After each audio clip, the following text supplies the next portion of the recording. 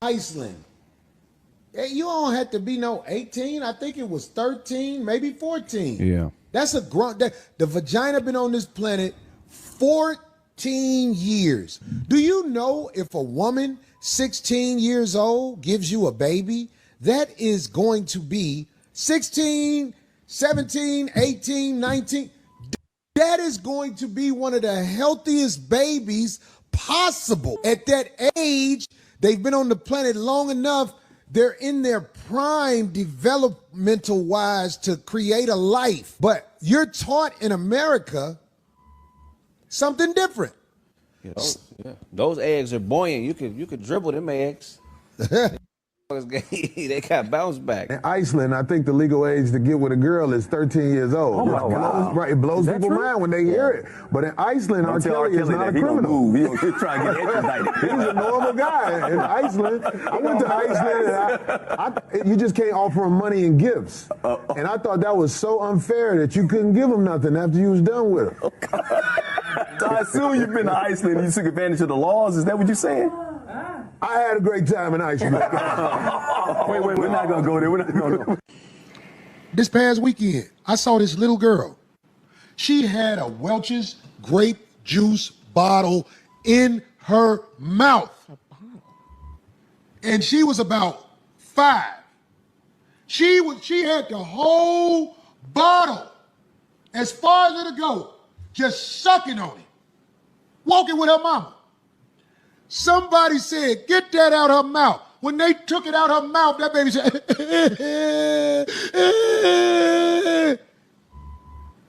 You know when she stopped crying?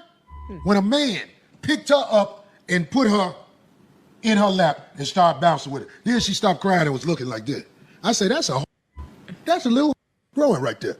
And everybody will say, Corey, what are you talking about? Corey, you crazy. Get the out of here. This little girl was in her bliss with her mouth wide open.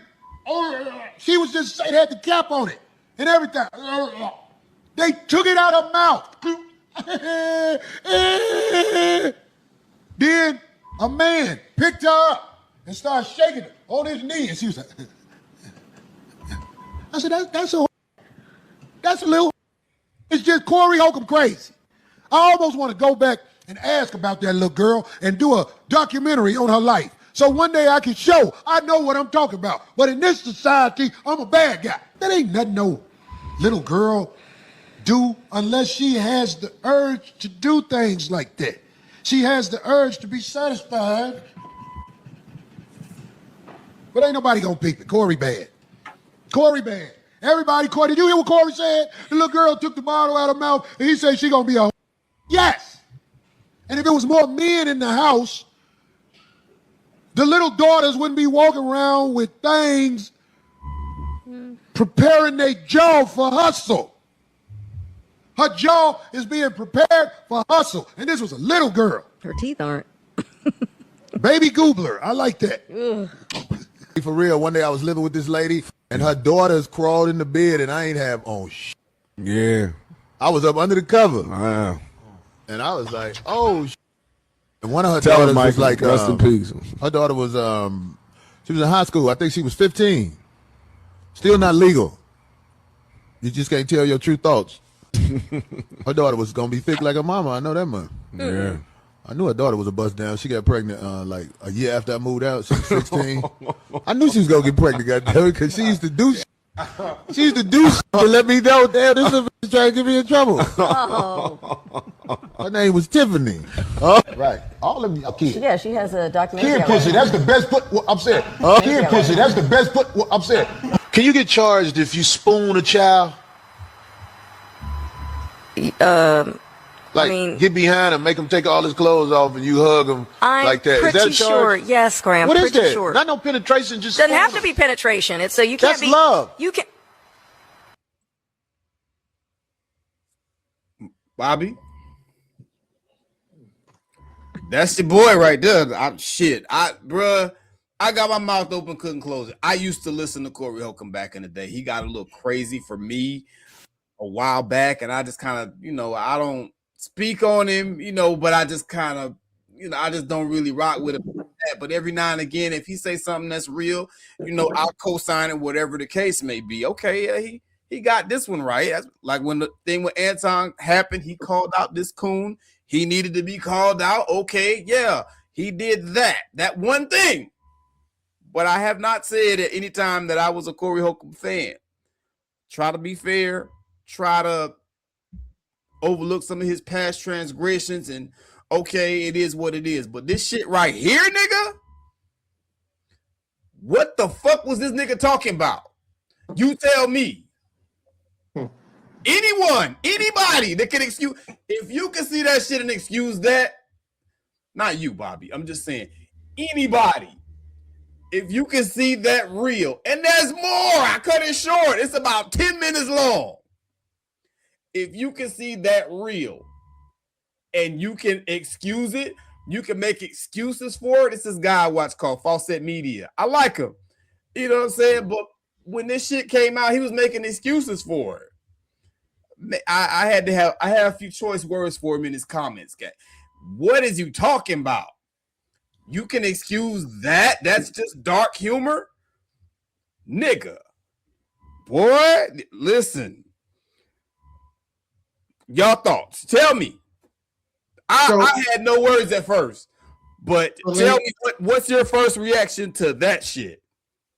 Well, my first reaction was I was disgusted, because what made me very disgusted is that he was in a room full of a lot of guys and not one checked him, but they were all laughing. I thought that was very, very, very disrespectful and telltale. Yeah, that we have fellas that can't check niggas in the room. Back in the days, you said something foul, niggas checking you. Oh, don't say that shit no more, nigga. Get your ass whooped in here. We don't have that nowadays. We don't go along. It's a go along to get along game. Yeah, and that's what's fucking up society, man. It's creating more men with fucked up a mindset instead of corrective behavior. Yeah, you know, that's what the barbershop did. That's what the mentors did. You know, that's what the drug dealers did. Yeah. Facts. You know what I'm saying? I talked about that before. Like the drug dealers, you know, they fucked up their lives, but they wasn't gonna let you fuck up your lives. Facts. You know what I'm saying? I remember several of them. Yeah, we don't have that anymore. Like everybody's just like, you know, key, go along to get along. Like I said, you guys already know how I felt about Corey. I've been a fan of his way back in the days, but I've seen the more and more the years been, the more and more he just fell off, and I never was a fan of him anymore. You know, and saying things like that to me was like, I'll ask this, and I'll ask the audience this, right? A serial killer. Does a serial killer start off killing people off rip? Really. Not really. No. How does a serial killer normally start? Violence, small violence, you know, small like things, what? Fights, arguments, you know, verbal abuse, you know, and then they start fighting.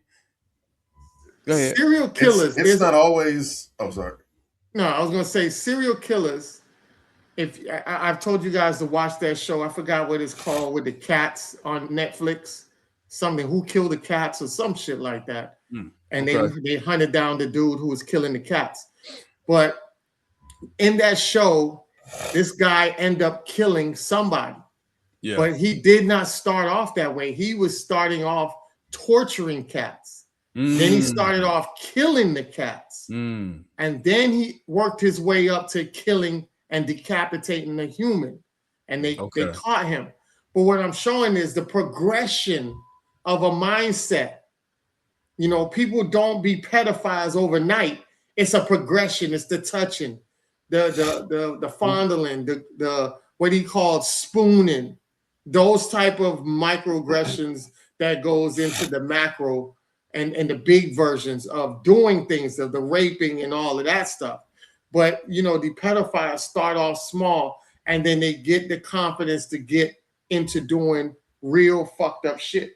So when you hear guys like that around you that have that type of mentality and mindset, you got to nip that in the bud off rip by you sitting back laughing with that. now you start to see the progression of it goes from, oh, this to, oh, is it cool to have sex with kids? Are we going to get in trouble for spooning? Oh, young pussy is good pussy. You see the best, according to him.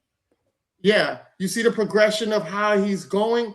So, you know, I just, to me, it's just very disgusting. I don't have any more words, and I'll just land my plane on that.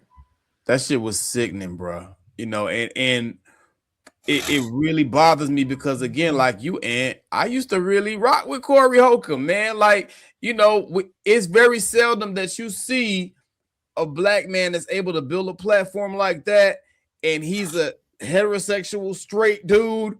You know what I'm saying? He's straight grassroots. Straight grassroots. Pro-black. We're all rooting for this dude. Yeah, we all rooting for him. But at the same time, you got to check yourself, homie. Like, what the fuck is that? Totally just outrageous, dog. It's one thing that, okay, I don't give a F this, that, and the third or whatever. But at the same time, at some point, you got to care about something.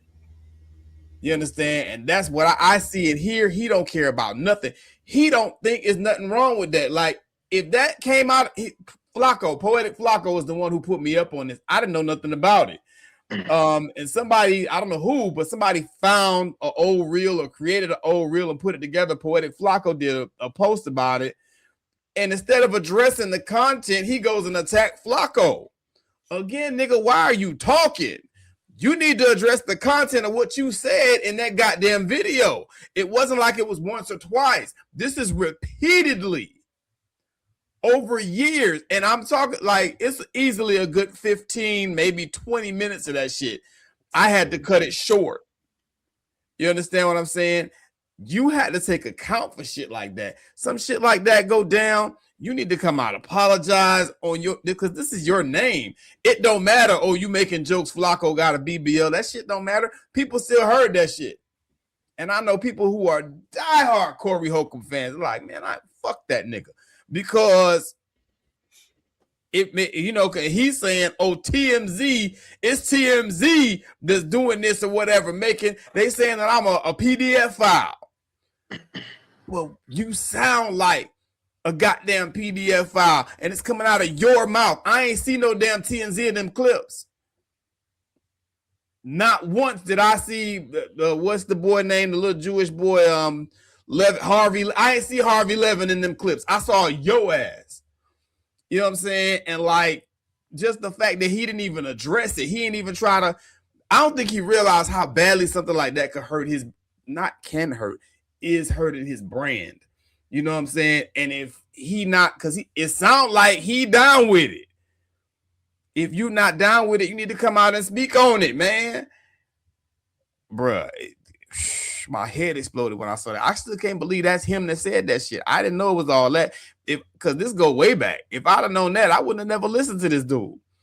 Bobby Drake, you got it, man. The long and short of it is, as a person who does have a wicked and dark sense of humor, I like traditional funny things, but you know, I'm able to entertain things that are considered taboo or a little risque, depending on how it's told. Yeah. In some instances, I can find humor in a lot of things. There's certain things that, and I can find the humor and still not subscribe to those kind of things. I can laugh at the artistry behind it, the creativity behind it, and the way it's framed. Really, if anything, it's me responding to the ability to see something in a different light or put in a different context. I like people that are able to do those kind of things, even if they don't necessarily agree with that. I like wittiness. I like intellectualism. My brain stretches with those kind of things. I like that. It doesn't mean that I subscribe to every single thing that I laugh at. I can completely be outraged, but again, I'm laughing at something different from this. I recognize what this is in the moment, and it's not a reflection of my character in those moments. There's not too many things that can do that either. Right. There are certain subjects for me, however, that are just hard no's. There's certain things that are not okay with me that really chafe me to the quick. I got a big fucking issue with people that victimize children. Facts. I got a real fucking problem with that. Mm-hmm. I don't have a whole lot of long back and forth and discussion and talking to me about that. I know you get down that way, there's a really strong chance I might have to put hands on you. Facts. The part of me that contains morality, that resonates with justice, and I have a problem when I see it. You could be a grown adult sharing what happened to you. You could be telling me your story. This happened to you 2 decades ago. You sharing that, I'm gonna look at you as you were that child and see that time when you were victimizing you. When Kevin Gates was speaking about and I've been very vocal on the show about Kevin Gates and how I feel about him. Yeah. But when he was transparent and candid with Shannon Sharpe about what happened to him as a child, I really understood him a little better in that moment. And honest to God, I'm listening to him. I hear the grown man. I see his face. Yeah. But I saw the boy in him when that happened, and I really just wanted to reach out. He probably would have tried to uppercut me if I did it for real too. But I really wanted to give him just like a brother hug. Yeah. And let him know, like, I see you, man. That was disrespectful. I'm glad that person is no longer in the picture. I'm sorry that happened to you, man. Right.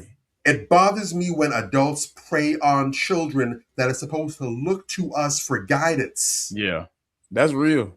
When I hear these adults, male or female, talking about, oh, it's a child, they came on to me, man. What was I supposed to do? That just brings the rage out of me. It really does. And that's not good. That's something I have to work on, because nothing is supposed to get you that out of your emotions. If you act with a clear head, whatever it is, but it shouldn't be a case of you just jump and leap out your mind and you just jump out the window like that. Everything you do is supposed to be smooth, cool, and calculated. Yeah. So that's something that I have to work on. But at the same time, it pisses me off to hear that you, the adult, you with the life experience, you with the age and maturity level, speaking as if this little ass child who can just barely pee over the damn seat. Yeah. They can't wipe good. They don't know shit about shit. But this person had the ability to beguile you like that? No. For Corey to share that, and it would be one thing if he was joking, and even then I definitely have a hard line about those jokes. But for him to consistently, like you said, linear, over time, saying these same things, making these remarks, you've established that this is a pattern for you. This is a way of thinking. Right. And again, when this is put out there, when you're basically doing hey, Nick, is this you? Is this your man's right here? Yeah. Yeah. To get on the defensive like that and attack the person, because I've seen comedians or I've seen people respond to statements about certain things and then in hindsight, be like, you know what? I didn't mean that. It was just jokes. I've seen comedians tell bad jokes or horrible jokes and defend the joke. I've seen that. What I saw, what you described, that's not Corey defending the joke or trying to say this is just humor. We're comedians. This is what we do. That's not comedian. That's not Corey defending jokes. That's Corey defending himself. Yeah, it is. He's not defending his comedy or his artistry. He's defending his mindset. Oh, I'm the bad guy because I think this way. A lot of men out there think this way and say this. I'm just wrong because I'm the one that's saying it out loud. Yep. Nah, man. That's a character issue. That's a flaw issue. It is. Corey's dead to me. It's a shame because I definitely had him up there as one of my favorite comedians. I like that he was able to tell edgy jokes, make jokes about things that would be considered taboo, and make it in a way where it's hilarious, where you even feel guilty about laughing at it. I definitely gave him his flowers for that. Right. What I saw wasn't Corey the comedian. I saw Corey Holcomb the man. Right. And I don't like what I saw. I despise what I saw. And again, with the topic we're talking about, I'm just so fucked up about what I just saw, man. I'm really bothered. I get it. We're talking about the choices that you make. His choices and how he got to there, that's entirely of his own making. I'm not going to get into that. But I would like to really quickly put the spotlight on the choices of the men around him.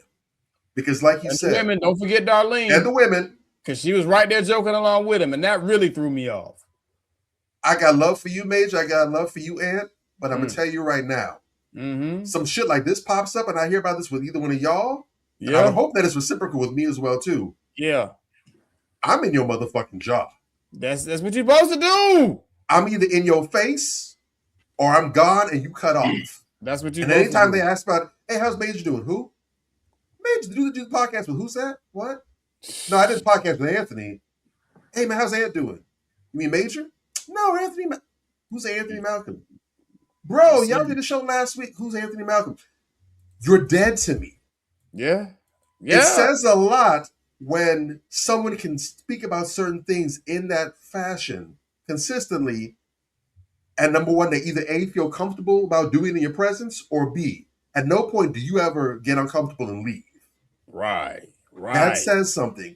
Yeah. We need masculine men raising these children, because any man who's been raised properly by a moral, strong man should have either slapped the piss out of Corey Holcomb's mouth, or they should be like, this conversation's over. There's a clip I'm going to share with you guys afterwards that actually relates to that, where this dude is basically on a whole, he's not saying it, but he's on a whole Satanism spiel, and he's also condoning that right there, pedophilia.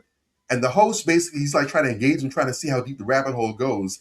But he reaches a point where he's like, okay, you know what? Yeah, we can't do We're this. done We here. can't do it anymore. We're done. Yeah. He's like, I'm sick of this shit. I can't. I've pushed myself to the limits as far as I can go. I can't go any further. For dude to be speaking like that on all those different podcasts, and everybody's just, even if you want to call it nervous laughter, everybody's just kiki, but nobody's checking him. No one's offering any pushback or resistance. No one's saying, hey, we got to cut this early or whatever. That says something about y'all. Man the fuck up. Facts. And that's 100, man. You know, and to the guys out here that's in the boss position, man, stop having a bunch of yes men around you. You know what I'm saying? That don't help you.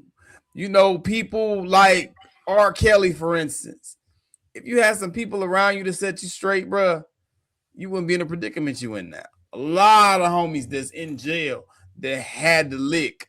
If you would have had some real ones around you, you wouldn't be caught up like you caught up now. You know what I'm saying? Or if you had a real woman, you know, y'all love to get out here and play the field and, you know, hop from chick to chick and all that. But like, these women ain't real. And so, you know, they don't challenge you when you on some bullshit. You know, everybody around dude should have been in his ass. I'm talking about, I've seen them on shows where it's more, because it's not just those 2 or 3 people you see up on the panel. It's people in production. It's people behind the scene, whatever, this person, that person, that person. Shame on Craig. I'm going to call him out. Shame on Craig. Somebody's supposed to say something. You know what I'm saying? And you, because at the end of the day, what's happening is something like this. You got your homeboy about to self-destruct now because of shit that he said in the past. And like, it was avoidable if you hollered at him then, even if it was on some self-preservation shit. Hey, bro, you can't be saying shit like that out here. That's going to come back on you. You know, XYZ, blase, squaze. I just hope he ain't really like that. You know what I'm saying? At the end of the day. And if it was something there, I hope he gets some help, because that shit was disturbing, bro. You know what I'm saying? Like, I got nieces. My baby niece just started college. You know, and what bothers me the most about the whole Corey Holcomb thing, there's another part of the video where he talks about how, you know, basically he took this young girl to the Victoria's Secret to get fitted for a bra. She never been fitted for a bra before. And so the cashier asked her, "Oh, is that your daughter? You know, oh, you know, that's so sweet." And, you know, he was like, "Nah, no, I'm standing up in this little bitch," you know, and he thought that was funny. And it's like, bruh, he said, "I'm standing up in this little bitch." And then he said something to the effect of, I got a little paper, you know, so I could get little young bitches that's in poverty. You know, that's what I do. And that really bothered me, because that is a predatory mentality.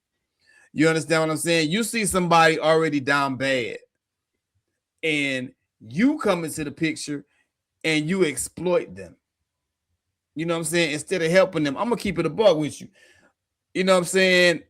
I'm looking at it from a perspective of, okay, let's say that, you know, you really wanted to help out the community, because Corey say he pro-black. He says he's pro-black. He says that, right? Okay, you want to help out the community, you pro-black. Yet again, you see a young black woman that ain't got no money, and your first line of action, if she's attractive, is to exploit her. You got a little paper though, Corey. You know what I'm saying? Why you don't partner with a local club or something like that and create like a, you know, a little comedy initiative in your home city or even in LA where you at? Create a little comedy, whatever. Okay, we gonna have Corey Holcomb night at this little club, and you know, all the young comedians come out and y'all get up here and you know, we gonna give you some shine and put an emphasis on young female comedians. Since these young women is out here struggling and they ain't got no money, why don't you help them for real? That's how I would look at the shit. I'm just throwing shit out there because I refuse to believe that he feel like that's the best he can do. You know what I'm saying? That bothered me because you're telling me, I'm not going to say the man's a PDF file or whatever the case may be. Maybe he is just making attempts at dark humor, but it's still fucked up. But I'm saying what I do see is a predatory mindset. You see somebody that ain't got it, and instead of going and helping them, you see somebody like you that ain't got it, instead of going and helping them get it, you go and exploit them so you can get sexual access. That's some hoe shit right there, bro. I could never co-sign that bullshit. You know what I'm saying? And that's what he admitted to that several times throughout his tirade. It's like, bro, what is you doing? I hope the brother, I pray the brother gets some healing. That was some bullshit, bro. That just bugged me. That's what I was just saying, like, as far as when I said earlier that there's some black men and black women that align with racist white supremacy. That is a tactic that racist white supremacy do. Systematic racism keeps people financially in apartheid, financial apartheid globally. Black folks are suffering across the world because this system is keeping you like that globally, right? So when you you're doing the same practices that they're doing, you're no different than they are.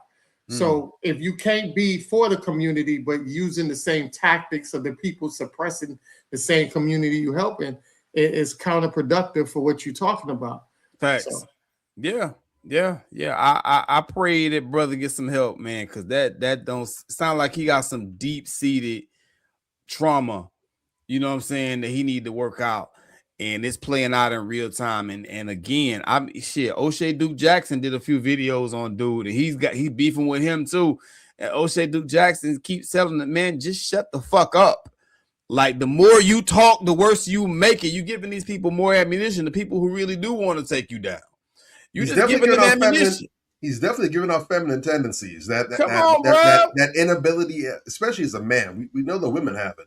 Right. The inability to shut your damn mouth to the point where you're literally dragging your own ass to the deep end. That's the funny thing about it. You can't blame anybody else at this point, even if some other things were not on you per se. Yeah. Your inability to shut the hell up and just play the PR game, just let things die down, just let things, let the dust settle. Mm-hmm. You just got to keep on opening your mouth. You just got to keep on. I'm all for brothers advocating for themselves and speaking for themselves and not being silenced. I'm a huge advocate for that. Right. There's a big difference between speaking up for yourself and an inability to shut the fuck up. Facts. There's a huge difference. That's what those the crazy thing is, most recently I've seen that in these videos of these women in these child support hearings or these child custody cases where they literally sassing the judge, they can't shut up, and the judge is like, one more time, I'm going to hold you in contempt. And they refuse to shut up because no one's going to make me get quiet. And okay, they get locked up and then they cry later on. That's the same exact behavior that Corey is demonstrating. Yeah. Now you got a record. And to make it, go ahead. Now I'm saying it's rooted in ego. Yeah. Yeah. And very much so. Like we said, we go right back to it. You got a bunch of yes men around you. Ain't nobody around you that's gonna check you, you know what I'm saying, and check you hard and like let you know, nah, bro, that ain't gonna fly. You know what I'm saying? That's a bad place to be. You want people around you that's gonna hold you accountable, especially when you independent. So man, I hope that whole conundrum get fixed. I'm still not wishing ill on him, but that shit that I just saw, we can't excuse that. You know what I'm saying? Like, he need to really, maybe just take a break from all this shit and go get some damn therapy. You know what I'm saying? Bobby always talking about therapy. That's what this shit sound like to me. Like, bro, why would you come out and say you've been saying shit like that and you don't even acknowledge what was said? Come on, bro. Come on, man. So we'll see what happened. You know what I'm saying? I mean, and even he got into it with the lead attorney. Lead attorney don't bother nobody. And he's the goddamn attorney, nigga. Why would you want to get into it with an attorney when you out here saying this type of shit? And you got this whole resurgence of this issue with this lady, you know, that it looked like, you know, you had some type of physical altercation with. Bruh, you have shit to lose. This is right after the shit went down with Anton. Anton's, you know, allegedly talking about he gonna sue him or whatever the case may be. Is too much. You can't fight everybody. You know what I'm saying? So I don't know. We'll see what happened, man. But at the end of the day, you know, what I want to see is people who have positioning like Corey. You got this huge audience. You're very popular. You're talented. You know what I'm saying? Whatever the case may be, I want to see them start putting some positive shit out into the world, into the community where, okay, we can get behind them and galvanize and build shit. Like, I don't think this fool understand like the opportunity he have over there with all the people that follow him or whatever. Imagine if he was pushing shit like what Tariq Nasheed is pushing. You know what I'm saying? Like, you can still be funny, but like, okay, building shit, you know, come together with the FBA movement, push it forward, It's so much you could be doing, man. Like, I don't know. God bless him, but that was a lot to have to watch, bro. That bothered me. I ain't gonna front. Cause this is the thing. If it's just some random ass person that you ain't never really listened to and you ain't like no way, it's whatever. But it's somebody that you had admiration for, you rocked with at one time. You like, damn, you going out like that. Wow. Manversations 2020.